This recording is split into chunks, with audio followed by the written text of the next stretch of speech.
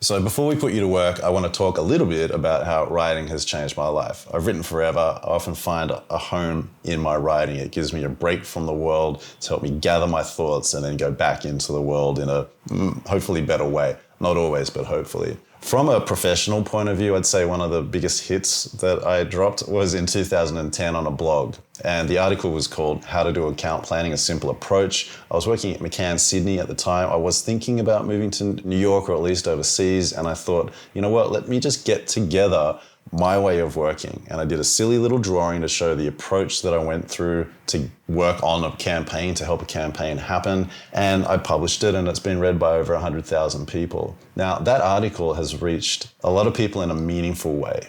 A lot of people have said that it's one of the first things to help them really understand how to work, because strategy as an industry can be pretty convoluted, a lot of bullshit trademark frameworks, etc.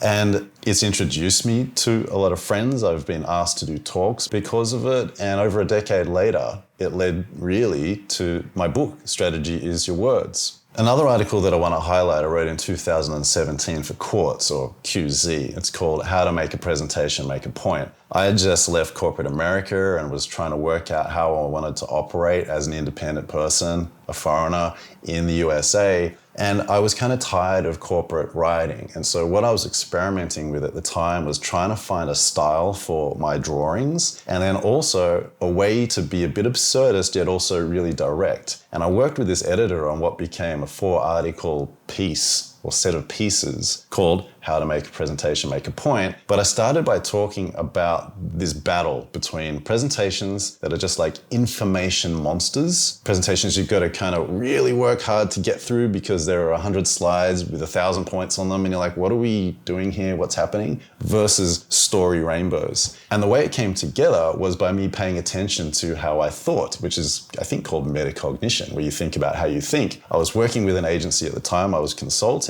and I was trying to help them fix some of their pitches and presentations. And I said to them, I'm just going to write down what I'm saying to you because I think I'm going to turn it into something. I wasn't sure at the time. And I started to think about the information monster and the story rainbow. And I drew them. And then someone took a photo of them in this meeting room and ended up getting a tattoo of it on their leg. The point of that is, over time, as you work out how you want to be, what's true to you and how to be more of it in the world will pay attention. And through writing and putting yourself out there, you will attract people who are interested in it. And all kinds of weird things can happen, like a leg tattoo from one of your drawings.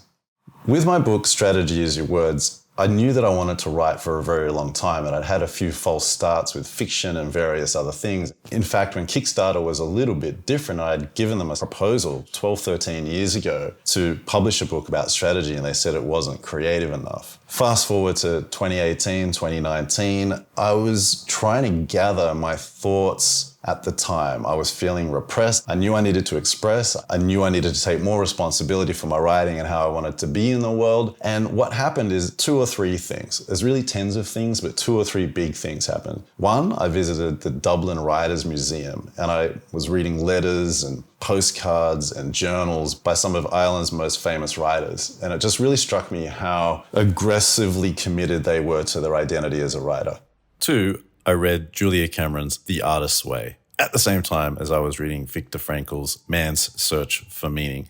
The Artist's Way has a lot of really useful exercises and concepts, and one of the concepts that really stuck with me is what Julia Cameron refers to as the shadow artist. A shadow artist is someone who might have been artistic, might have been expressive and creative as a kid, and then as they get older, they stop doing this and they put themselves in the shadow of actual artists, which is what someone who writes about music does, someone who runs a radio show does. They are near artistry, but they turn off their own artistry.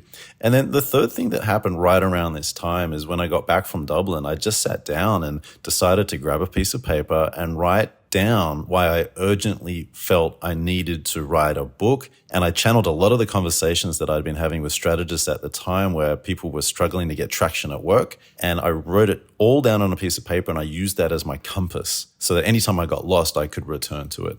Writing has definitely changed my life. You never know what's going to be successful. The point is to turn up and write. And over time, you have a body of work. And sometimes that body of work can take you to all kinds of places in the world and in your imagination that you didn't expect. But the point is to sit down and write.